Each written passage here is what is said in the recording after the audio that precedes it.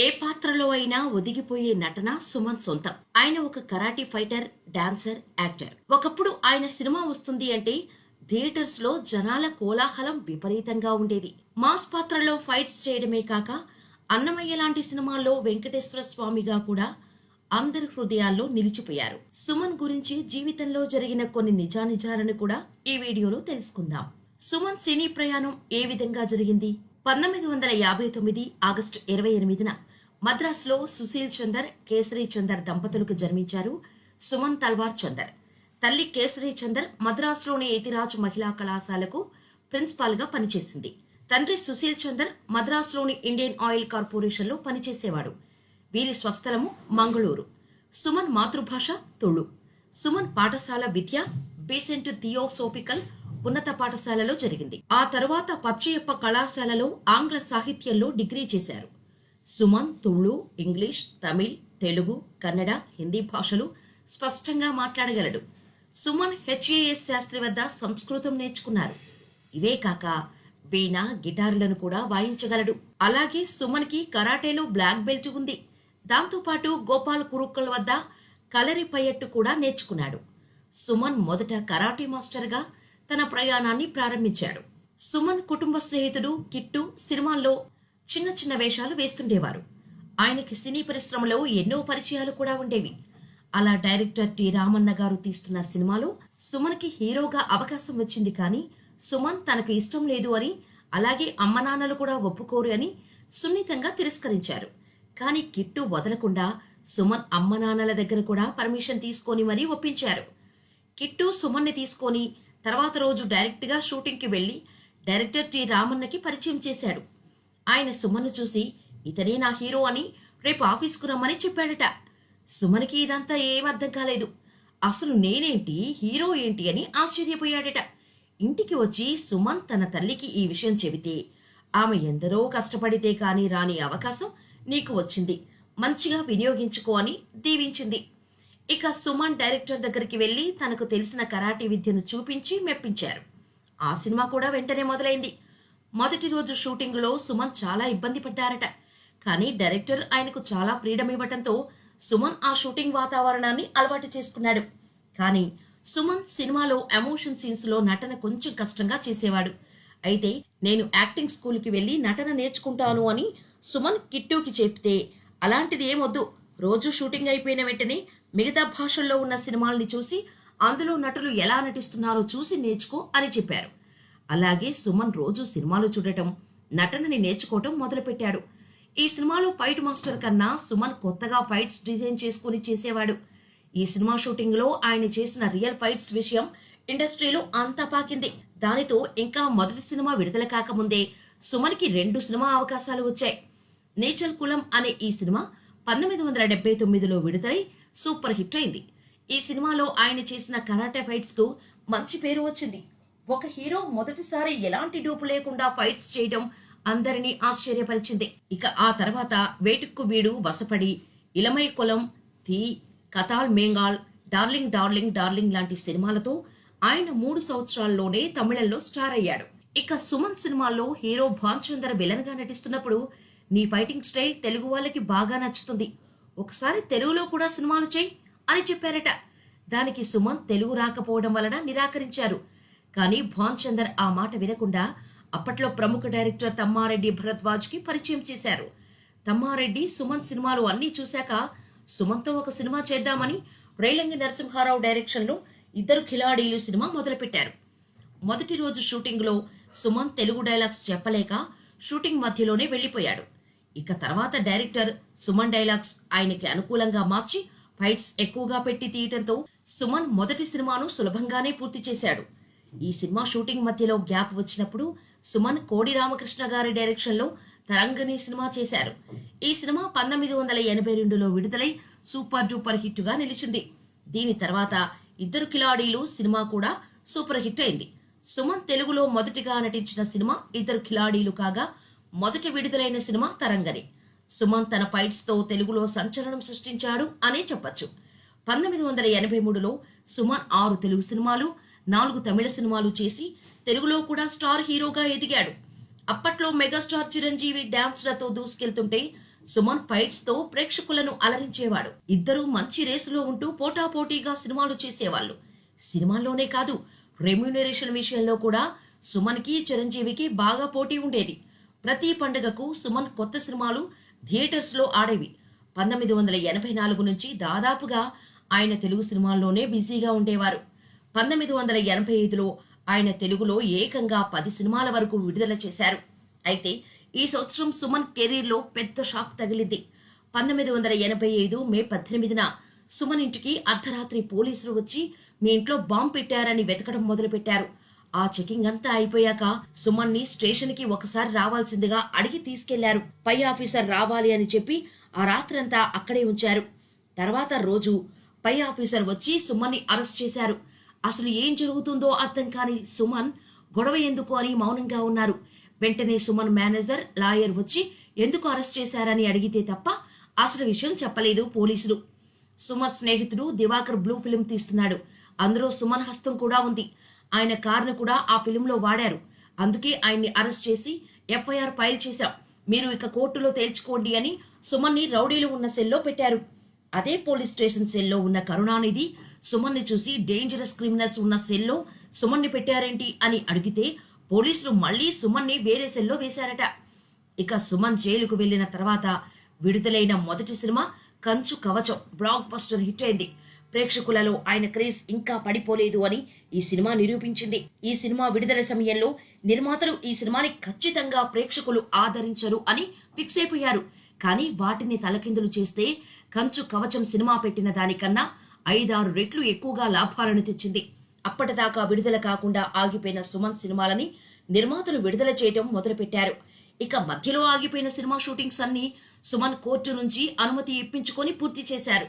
కానీ షూటింగ్స్ కూడా మద్రాసులోని జంగపట్నంలోనే జరగాలి.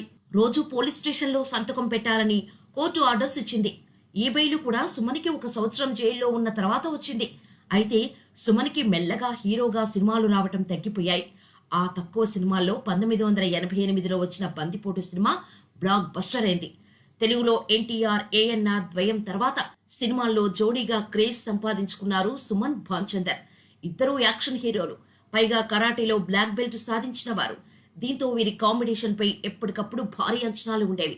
అందుకు తగ్గట్టే వీరిద్దరూ కలిసి 9 సినిమాలు చేయడం విశేషం. ఇందులో చాలా వరకు హిట్స్ అయ్యాయి. ఇక భాన్చందర్ తో సుమన్కి మంచి స్నేహబంధం ఉంది. 1982లో వచ్చిన ఇద్దరు కిలాడీలు సినిమాలో సుమన్, భాన్చందర్ తొలిసారి కలిసి నటించారు. భాన్చందర్ కి అప్పటికే తెలుగులో మంచి క్రేజ్ ఉండగా తమిళంలో అగ్ర హీరోగా కొనసాగుతున్న సుమన్ కి అదే తొలి తెలుగు చిత్రం. మార్షల్ ఆర్ట్స్ నేపథ్యంలో తెరకెక్కిన తొలి తెలుగు సినిమా కూడా అదే. 1993లో యాక్షన్ నేపథ్యంలో వచ్చిన నక్షత్ర పోరాటం సినిమా సినీ ప్రియులను విశేషంగా ఆకట్టుకుంది. 1987లో విడుదలైన డాకు సినిమా కమర్షియల్ గా విజయం సాధించింది.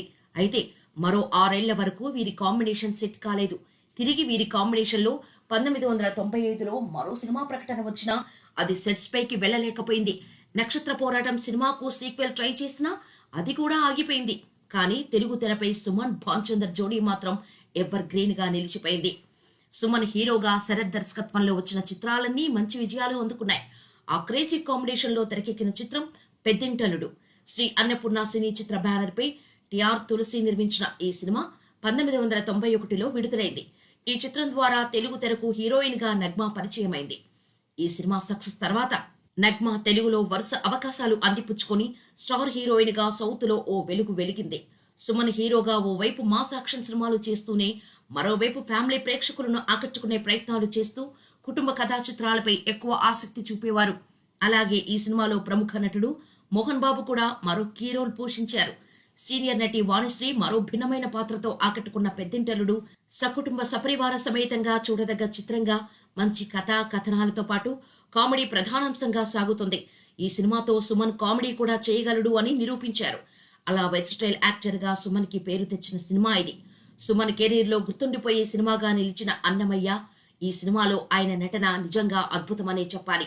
ఈ సినిమా కోసం దర్శకేంద్రుడు రాఘవేందర్ రావు ఒకరోజు సుమన్ ఇంటికి వచ్చి సినిమా కథని, అందులో ఆయన పాత్ర గురించి చెప్పారట. అప్పుడు ఆయన వెంటనే జోక్ చేస్తున్నారా, నేను దేవుడేంటి అని అడగగా ఆ పాత్ర మీరే చేయాలని రాఘవేందర్ రావు అన్నారట. ఆ తర్వాత ఆ పాత్రని చేసేందుకు కొంచెం సమయం తీసుకుని సుమన్ ఇంట్లో వాళ్ళని అడిగితే వాళ్ళు కూడా ఓకే అన్నారు. అలా ఓ రోజు రాత్రి కలలో సుమన్కి తిరుమల వెంకటేశ్వర స్వామి ఆలయం కనిపించింది. దీంతో సినిమా చేయాలని ఫిక్స్ అయ్యారు. అయితే ఇప్పటి వరకు మీసం లేకుండా ఎప్పుడూ నటించలేదు. ఎలా ఉంటానోనని ఆయన అనుకున్నారట. మీసం లేకుండా గెటప్ వేసుకుని చూసుకున్నా పర్వాలేదనిపించింది సుమన్కి. ఈ సినిమాకి మేకప్ వేసుకోవటానికి దాదాపు 4 గంటలు పట్టేది.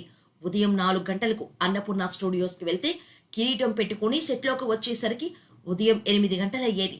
ఇలా 8 నెలల పాటు ఆ మేకప్ వేసుకుని ఆ సినిమాని చేశారు.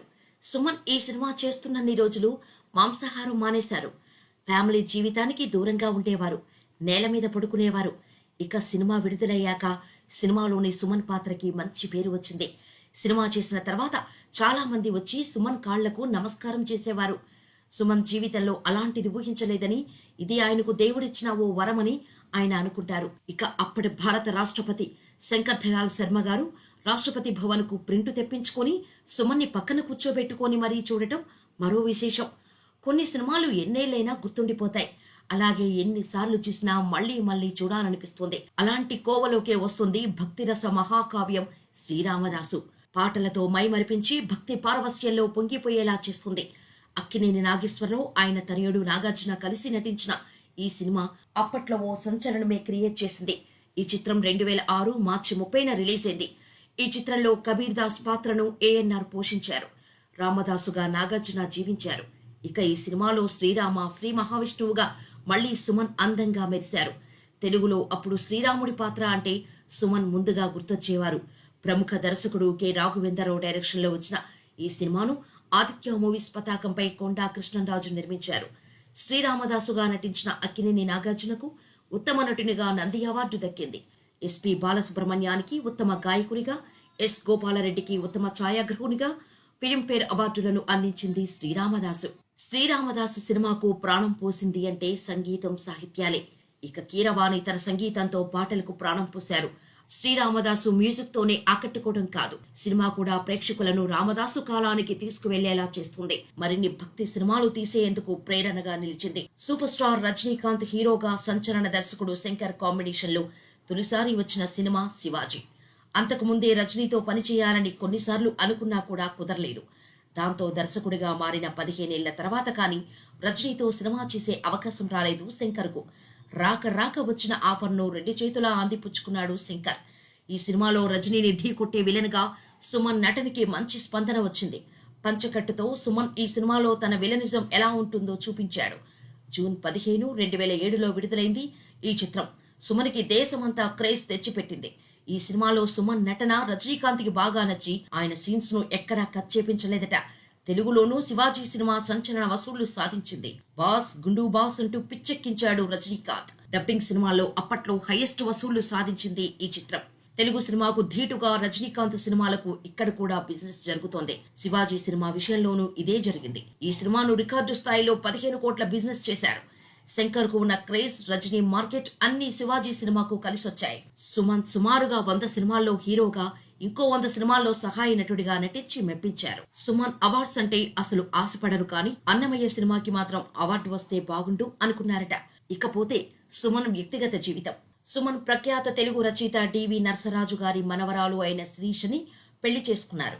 వీళ్ల కుమార్తె అఖిలజ ప్రత్యూష గొప్ప నృత్యకారిణి. సుమన్ పెళ్లి వెనుక జరిగిన స్టోరీ కూడా తెలుసుకుందాం. ఒకానొక సందర్భంలో మెగాస్టార్ చిరంజీవితో పాటు సుమన్ సినిమాలు కూడా పోటాపోటీగా ఆడేవి.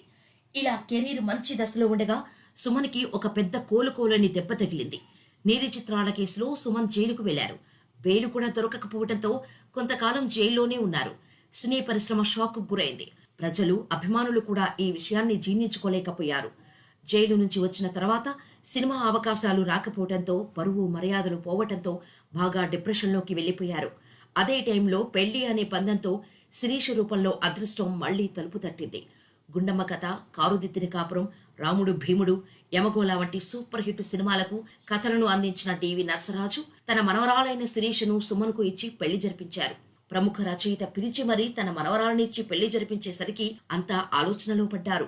సుమన్ చెడ్డవాడైతే రాజుగారు స్వయంగా ఎందుకు మనవరాలనిచ్చి పెళ్లి జరిపిస్తారు అని అందరూ అనుకున్నారు. పెళ్లి తర్వాత సుమన్ సెకండ్ ఇన్నింగ్స్ కొంచెం గట్టిగానే మొదలుపెట్టారు.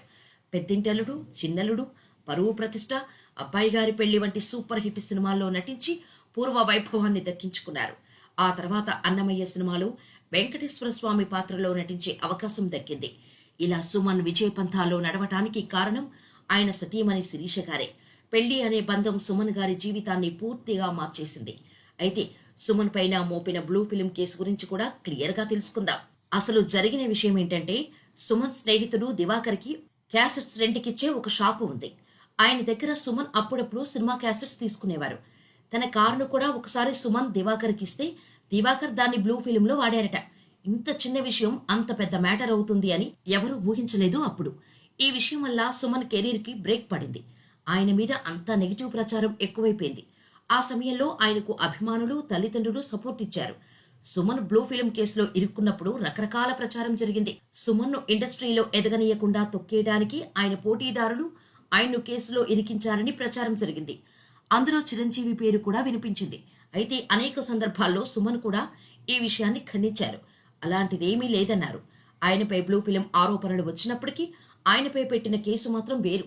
సుమన్పై ఏకంగా గూండా యాక్ట్ పెట్టారు. ఈ విషయంలో ఓ స్టార్ హీరో పేరు ప్రముఖంగా వినిపించినా ఆరోపణల్ని బలపరిచే ఆధారాలు లేకపోవడంతో అవి రూమర్స్ గానే మిగిలిపోయాయి. అయితే ఆ తర్వాత పరిణామాలతో హీరో సుమన్ అన్నమయ్య లాంటి చిత్రాల్లో నటించి తన సత్తా చాటినప్పటికీ అప్పటికే ఆయనకు జరగాల్సిన నష్టం జరిగిపోయింది. సుమన్ ఇరుక్కున్నారో, పోటీదారుల కుట్రకు బలయ్యారో తెలీదు కానీ సుమన్ జైలుకు వెళ్లడంతో తర్వాత కాలంలో ఆయన చిన్న చిన్న పాత్రలకే పరిమితమయ్యారు. ఇదంతా జరిగిపోయిన కథే అయినా సుమన్ ప్రస్తావన వచ్చిన ప్రతిసారి అయ్యో పాపం అనేవాళ్లు చాలా మందే ఉన్నారు. ఇటీవల ఒక ఇంటర్వ్యూలో సుమన్ మాట్లాడుతూ, నా కెరీర్ పీక్స్ లో ఉన్నప్పుడు అనుకోకుండా నాపై కేసులు పెట్టారు. జైలుకు వెళ్లాల్సిన పరిస్థితి వచ్చింది. దీనంతటికీ కారణం నా స్నేహితుడు. ఆ వ్యక్తి పేరు అప్పట్లోనే నేను తమిళ మీడియాకి చెప్పాను. ఆ వ్యక్తి పేరు రహస్యమేమీ కాదు. అతని పేరు దివాకర్. అతనికి సినిమాలతో సంబంధం లేదు. సినిమా వాళ్లతో కూడా సంబంధం లేదు. ఇది జరిగింది బయట. కానీ సినిమాకి దానికి కనెక్షన్ పెట్టింది మాత్రం సినిమా వాళ్ళు. సినిమా వాళ్లకు సంబంధం లేని మ్యాటర్ని సినిమా వాళ్లతో సంబంధం ఉందని కరెక్ట్ చేసి అప్పట్లో కొంతమంది మీడియా వాళ్ళు తప్పుడు రాతలు రాశారు. వాళ్లకు హైప్ రావాలని నిజాలు చెప్పకుండా స్వార్థానికి ఆలోచించుకున్నారు. దానివల్ల నేను ఇబ్బందులు పాలయ్యాను. నిజానికి ఆ ఇష్యూ ప్రైవేట్ ఫ్యామిలీ అఫేర్. నేను ఎలాగో జైలుకు వెళ్తానని నాకు తెలుసు. నా జాతకం ప్రకారం ఇది జరుగుతుందని నాకు ముందే తెలుసు. ప్రాబ్లం ఉందని తెలుసు కానీ మరీ ఇంత దారుణంగా అని అనుకోలేదు. నేను ఎలాగో ఇబ్బందులకు గురవుతున్నానని తెలిసి నా వల్ల నా స్నేహితుడు భాన్చందర్కి రిస్క్ అవ్వకూడదని అనుకున్నా. ఎందుకంటే నన్ను తెలుగు ఇండస్ట్రీకి తీసుకొని వచ్చింది భాన్చందర్. తమిళ కంటే తెలుగులోనే నువ్వు బాగా క్లిక్ అవుతావని నన్ను ఇక్కడకు తీసుకువచ్చింది భాన్చందర్. నాకు అంత క్రేజ్ వచ్చిందంటే కారణం భాన్చందర్. ఆ టైంలో నేను మిగిలిన వాళ్ళను ఇబ్బంది పెట్టకూడదని అనుకున్నా. ముఖ్యంగా భాన్చందర్కి రిస్క్ కాకూడదని అనుకున్నా. అందుకే అతన్ని కలిసి, భాను నువ్వు నాకు ఫోన్ చేయొద్దు, కలవద్దు, మ్యాటర్ సీరియస్గా ఉందని చెప్పా. తర్వాత కలుద్దాం అని చెప్పిన మాట వాస్తవం. నేను ఇరుక్కున్నానని నాతో పాటు మిగిలిన వాళ్ళు ఇరుక్కోవాలని అనుకోను. ఇంకో 10 మందిని ఇందులోకి లాగాలని కోరుకోను. ఒకరిని సేవ్ చేయాలని అనుకున్నా. అయితే చాలా మంది చాలా పేర్లు అనుకున్నారు కానీ వాటికి నేనేం చేయలేను. అనుకున్న వాళ్ళు చెప్పాలి. నా విషయంలో ఆ హీరోల పేర్లు ఎందుకు తీసుకువచ్చారో, నిజానికి ఈ కేసుకి ఆ హీరోకి సంబంధం లేదు. అన్నీ పుకార్లే. అసలు వాస్తవం వేరు. ఒక పెద్ద స్టార్ మరో చెన్నై పోలీస్ కమిషనర్ దీని వెనుక ఉండి నడిపించారు అని చాలా రూమర్లు వచ్చాయి. ఇవన్నీ చెప్పడానికి అనుకోవడానికి బాగానే ఉంటాయి. ఇదంతా అవతల వాళ్ళపై బురద చల్లే ప్రక్రియ మాత్రమే. ఆ సమయంలో ఆ పేర్లు వాడదాం అని ప్రయత్నిస్తుంటారు. కానీ నేను జైలుకు వెళ్ళడానికి ఓ స్టార్ హీరో కారణం అంటే నేను ఒప్పుకోను. జరిగిన మ్యాటర్ వేరు, ప్రచారం వేరు. నా ఇష్యూలో గవర్నమెంట్, ఇతర అఫీషియల్స్ ఇన్వాల్వ్స్ అయ్యారంటే కారణం నేను ఒక సెలబ్రిటీ.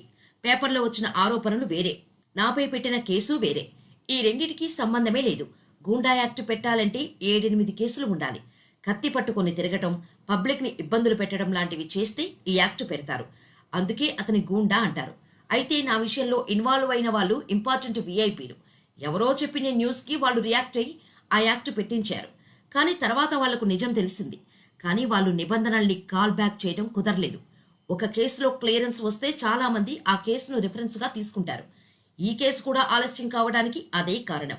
సుమారు 6 నెలల్లో అసలు నిజం ఏంటన్నది వాళ్ళు తెలుసుకున్నారు. కానీ కేసు చాలా రోజులు జరగటంతో ఇష్యూ పెద్దదైంది. ఎవరికి నచ్చినట్టు వాళ్ళు రాసేసుకున్నారు. చాలా టైం పట్టింది కానీ చివరికి నేను అనుకున్నట్టుగానే నాపై ఆరోపణలు జీరోకి వచ్చి ఫినిష్ అయింది అంటూ ఆనాడు తనపై జరిగిన కుట్ర కోణంలోని అసలు నిజాలను తెలియజేశారు సుమన్. ఇక హీరో సుమన్ రియల్ హీరో మాత్రమే కాదు, రియల్ హీరో అని పలు సందర్భాల్లో నిరూపించుకున్నారు. 1 కాదు 2 కాదు, ఏకంగా 175 ఎకరాల భూమిని జవాన్లకు డొనేట్ చేసి అప్పట్లో తన మంచి మనసు చాటుకున్నారు సుమన్. ఇప్పుడు మార్షల్ ఆర్ట్స్ నేపథ్యంలో సినిమా చేయాలని ఇప్పటికీ సుమన్కి కోరికట.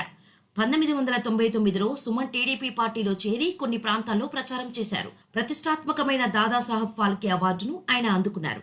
సుమన్కి 1993లో బావమరిది సినిమాకి గాను ఉత్తమ నటుడిగా ఫిలింఫేర్ అవార్డు వచ్చింది. అలాగే ఆయనకు Asianet film honour special jury award 2009 సంవత్సరానికి గాను లభించింది.